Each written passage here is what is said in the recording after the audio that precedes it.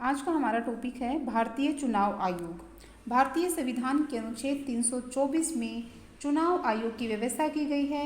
चुनाव आयोग का कार्य चुनाव का अधीक्षण करना, उनका निर्देशन करना और उन पर नियंत्रण करना है। चुनाव आयोग में एक मुख्य चुनाव आयुक्त व अन्य चुनाव आयुक्त हो सकते हैं। इनकी नियुक्ति राष्ट्रपति के द्वारा की जाती है। भारतीय संविधान के अनुच्छेद 324 जिसमें चुनाव आयोग का प्रावधान किया गया है, यह लिखा गया है कि मुख्य चुनाव आयुक्त की सलाह के लिए राष्ट्रपति द्वारा अन्य आयुक्तों की नियुक्ति की जा सकती है।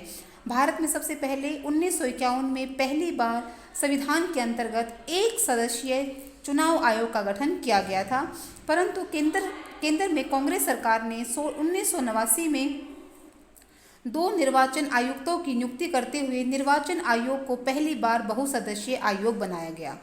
1990 में राष्ट्रीय मोर्चा की सरकार के दौरान चुनाव आयोग को फिर से एक सदस्यीय बना दिया गया था। 1993 में भारत में राष्ट्रपति के अध्यादेश के द्वारा चुनाव आयोग में 2 अन्य सदस्यों की नियुक्ति करके चुनाव आयोग को बहुसदस्यीय बना दिया गया। 1993 में संसद ने एक विधेयक पारित करके चुनाव आयोग को बहुसदस्यीय बना दिया और 2 अन्य आयुक्तों को मुख्य चुनाव आयुक्त के बराबर का दर्जा प्रदान कर दिया गया। नियुक्ति चुनाव आयोग की नियुक्ति किस प्रकार होती है? संविधान के अनुच्छेद 324 के पार्ट 2 के अनुसार चुनाव आयोग में मुख्य चुनाव आयुक्त व अन्य आयुक्तों की नियुक्ति भारत के राष्ट्रपति द्वारा संसद द्वारा निर्धारित विधि के अनुसार की जाती है। प्रांतीय और क्षेत्रीय चुनाव आयुक्तों की नियुक्ति भी राष्ट्रपति के द्वारा ही की जाती है। चुनाव आयुक्तों की योग्यताएं क्या होती हैं? संविधान में मुख्य चुनाव आयुक्त व अन्य चुनाव आयुक्तों की नियुक्ति संबंधी योग्यताओं का संविधान में कोई उल्लेख नहीं किया गया। इसका मतलब ये है कि हमारे संविधान में कहीं भी चुनाव आयुक्तों की योग्यताओं के संबंधी कोई जिक्र नहीं है। इस संबंध में हमारा संविधान मौन है। चुनाव आयोग का कार्यकाल कितना होता है? भारतीय संसद ने 1995 में चुनाव आयोग के कार्यकाल संबंधी एक कानून पास किया गया, जिसके अनुसार चुनाव आयुक्त का कार्यकाल 6 वर्ष होगा। इस कानून में यह भी व्यवस्था की गई है कि चुनाव आयुक्त की आयु 6 वर्ष की अवधि से पहले अगर 65 वर्ष की हो जाती है तो वह अपने पद से अवकाश ग्रहण कर लेगा। अर्थात चुनाव आयुक्तों का जो कार्यकाल है वह 6 वर्ष या 65 वर्ष की आयु जो पहले होगी वो उसका कार्यकाल माना जाएगा। विशेष परिस्थितियों में मुख्य चुनाव आयुक्त का कार्यकाल बढ़ाया भी जा सकता है। चुनाव आयुक्तों को पद से हटाना यानी समय से पहले 6 वर्ष या उनके 65 वर्ष की आयु से पहले उनको उनके पद से हटाया जा सकता है। इसके लिए संविधान में क्या व्यवस्था की गई है?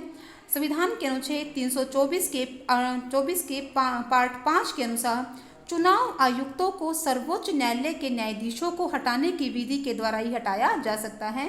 यानी जिस विधि के द्वारा सर्वोच्च न्यायालय के न्यायाधीश को हटाया जाता है उसी प्रक्रिया के द्वारा चुनाव आयुक्तों को भी हटाया जा सकता है। इसका अभिप्राय यह है कि मुख्य चुनाव आयुक्त को तभी हटाया जा सकता है जब संसद के दोनों सदन अलग अलग अपने कुल सदस्यों के बहुमत तथा उपस्थित एवं मतदान देने वाले सदस्यों के 2/3 बहुमत से महाभियोग पारित कर दें और उसके बाद राष्ट्रपति के हस्ताक्षर होने पर मुख्य चुनाव आयुक्त को उसके पद से हटाया जा सकता है। अन्य चुनाव आयुक्तों या क्षेत्रीय चुनाव आयुक्तों को तो राष्ट्रपति मुख्य चुनाव आयुक्त की सलाह से ही उनके पद से हटाता है। इसका मतलब क्या है कि मुख्य चुनाव आयुक्त की मंजूरी के बिना चुनाव आयुक्तों या क्षेत्रीय चुनाव आयुक्तों को उनके पद से हटाया नहीं जा सकता। इसका अर्थ है कि मुख्य चुनाव आयुक्त को पद से हटाने के लिए संसद की परमिशन की आवश्यकता होती है, जबकि अन्य चुनाव आयुक्तों तथा क्षेत्रीय चुनाव आयुक्तों को हटाने के लिए मुख्य चुनाव आयुक्त की सलाह राष्ट्रपति को लेनी पड़ेगी। इनके वेतन भत्ते कितने होते हैं? चुनाव आयुक्तों के वेतन भत्ते उनकी सेवा शर्तें समय समय पर संसद के द्वारा निश्चित की जाती हैं। 1 अक्टूबर 1993 में संसद द्वारा पारित किए गए एक विधेयक द्वारा चुनाव आयुक्तों को सर्वोच्च न्यायालय के न्यायाधीश के वेतन के समान वेतन दिए जाने की व्यवस्था की गई है। यानी सर्वोच्च न्यायालय के अन्य न्यायाधीशों का जो वेतन होगा वही वही चुनाव आयोग के चुनाव आयुक्तों का वेतन निश्चित किया गया है। वर्तमान में मुख्य चुनाव आयुक्त व अन्य चुनाव आयुक्तों को 2.5 लाख रुपए मासिक वेतन दिया जाता है। इसके बाद है चुनाव आयोग के कार्य। चुनाव आयोग के क्या कार्य हैं? सबसे पहला कार्य चुनाव आयोग का है चुनावों का प्रबंध करना, उनका निर्देशन करना और उन पर नियंत्रण स्थापित करना, ये चुनाव आयोग का कार्य है। चुनाव आयोग राष्ट्रपति, उपराष्ट्रपति, लोकसभा, राज्यसभा, राज्य विधानसभाओं के चुनावों का प्रबंध, निर्देशन और नियंत्रण करता है। इसके अलावा चुनाव आयोग मध्यावधि चुनाव और उपचुनाव की भी व्यवस्था करता है।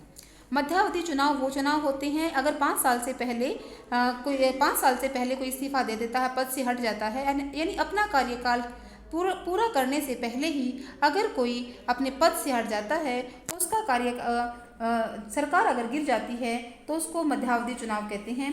उपचुनाव का अर्थ वो चुनाव होता है यानी कोई व्यक्ति या कोई संसद का सदस्य या विधानसभा का सदस्य 5 साल का अपना कार्यकाल पूरा करने से पहले अगर पद से त्यागपत्र दे देता है या अपने पद से हट जाता है तो उस खाली पड़ी स्थान के लिए जो चुनाव करवाया जाता है वो चुनाव उपचुनाव कहलाता है।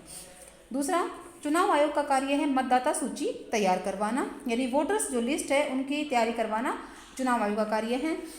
चुनाव क्षेत्रों का प्रीसीमन करना। चुनाव आयोग चुनाव क्षेत्रों का प्रीसीमन करता है। प्रीसीमन का मतलब होता है उनकी बाउंड्री तय करना, डेलिमिनेशन। भारतीय संसद द्वारा एक विधेयक पारित किया गया, भारतीय प्रीसीमन आयोग 1952 के द्वारा यह व्यवस्था की गई है कि प्रत्येक 10 वर्ष के पश्चात होने वाली जो जनगणना के पश्चात निर्वाचन क्षेत्रों का प्रीसीमन किया जाना चाहिए। यानी 10 साल के बाद जो हमारी जनगणना होती है, हर जनगणना के बाद चुनाव क्षेत्रों का प्रीसीमन किया जाना जरूरी होता है। निर्वाचन क्षेत्रों का प्रीसीमन निर्वाचन आयोग की देखरेख में होता है। प्रीसीमन आयोग का अध्यक्ष मुख्य चुनाव आयुक्त ही होता है। अगला कार्य निर्वाचन आयोग का कार्य है राजनीतिक दलों को निर्वाचन में ठीक व्यवहार रखने के निर्देश देना, यानी कोड ऑफ कंडक्ट जो होता है वो जारी करना कि चुनाव के समय राजनीतिक दलों को किस प्रकार का अपना व्यवहार करना है। ये आचार संहिता या कोड ऑफ कंडक्ट कहलाता है। ये चुनाव आयोग के द्वारा ही जारी की जाती हैं। इसके बाद है चुनाव तिथियों की घोषणा करना, या चुनाव किस दिन चुनाव होगा, ये कब चुनाव होगा, ये सब चुनाव आयोग ही तय करता है। चुनाव आयोग का अन्य मुख्य कार्य है राजनीतिक दलों को मान्यता प्रदान करना। कौन सा राजनीतिक दल, इसके अलावा राजनीतिक दल राष्ट्रीय स्तर का है, कौन सा राजनीतिक दल राष्ट्रीय स्तर का है, कौन सा क्षेत्रीय स्तर का है, ये भी मान्यता चुनाव आयोग ही प्रदान करता है। चुनाव चिन्ह प्रदान करना। चुनाव के समय खड़े होने वाले निर्दलीय उम्मीदवारों को चुनाव चिन्ह प्रदान करना चुनाव आयोग का कार्य है। इसके अलावा राजनीतिक दलों को चुनाव चिन्ह चुनाव आयोग के द्वारा ही दिए जाते हैं। राष्ट्रपति और उपराष्ट्रपति का चुनाव के पद के लिए चुनाव करवाना चुनाव आयोग का कार्य है। चुनाव पुनः करवाने की घोषणा करना। कभी ऐसा होता है कि किसी चुनाव के दौरान अनुचित तरीके अपनाए जाते हैं जिसकी वजह से चुनाव रद्द करना पड़ता है। चुनाव को रद्द करवाना और पुनः चुनाव करवाने की घोषणा चुनाव आयोग के द्वारा ही की जाती है। वोटिंग मशीनों की सुरक्षा और मतों की गणना करना। मतों की गणना करने का आदेश भी चुनाव आयोग के द्वारा जारी किया जाता है और चुनाव आयोग की देखरेख में ही मतों की गणना की जाती है और जो भी रिजल्ट होता है वो डिक्लेयर चुनाव आयोग की देखरेख में ही किया जाता है। राजनीतिक दलों का पंजीकरण करवाना। देश में जो भी राजनीतिक दल बनता है उसका चुनाव आयोग के पास पंजीकरण या रजिस्ट्रेशन करवाना जरूरी होता है। चुनाव आयोग के द्वारा उसी राजनीतिक दल का पंजीकरण किया जाता है जो राजनीतिक दल लिखित रूप में भारत के संविधान, लोकतंत्र, धर्मनिरपेक्षता आदि सिद्धांतों के प्रति अपनी आस्था प्रकट करता है। चुनाव में अयोग्यता संबंधी सलाह देना। चुनाव आयोग सलाहकार के रूप में कार्य करता है। यदि संसद या राज्य विधानसभा के सदस्य की योग्यता संबंधी कोई विवाद खड़ा हो जाता है तो चुनाव आयोग केंद्र में राष्ट्रपति को और राज्यों में राज्यपालों को सलाह देता है। ठीक है, लेकिन दल बदल से संबंधित अगर कोई विवाद है तो उसका निर्णय सदन का अध्यक्ष ही करता है। इसके अलावा अन्य बहुत सारे कार्य जो चुनाव आयोग के द्वारा किए जाते हैं, जैसे निष्पक्ष चुनाव करवाना चुनाव आयोग का कार्य है। मतदान केंद्रों की सूची प्रकाशित करना चुनाव आयोग का कार्य है। राजनीतिक दलों के लिए चुनाव प्रचार की उचित सुविधाएं जैसे आकाशवाणी, दूरदर्शन का प्रयोग आदि उपलब्ध करवाना चुनाव आयोग का ही कार्य है। मतदाताओं को मतदान कार्य के लिए प्रशिक्षित करना, उनको प्रोत्साहित करना चुनाव आयोग का कार्य है। प्रत्याशियों के ने चुनाव के समय कितना व्यय किया है, उनके चुनाव के व्यय का हिसाब किताब रखना, मांगना, ये चुनाव आयोग का कार्य है। मतदाता पहचान पत्र जारी करना ताकि जाली मतदानों को रोका जा सके, ये चुनाव आयोग का कार्य है। इसके अगले चैप्टर में, अगले वीडियो में हम पढ़ेंगे चुनाव आयोग की आलोचना, उसकी क्या कमियां हैं और उसमें हम किस प्रकार से सुधार कर सकते हैं, भारतीय चुनाव निर्वाचन प्रणाली की विशेषताएं, उसके दोष और उसमें हम किस प्रकार से हम सुधार कर सकते हैं। Thank you.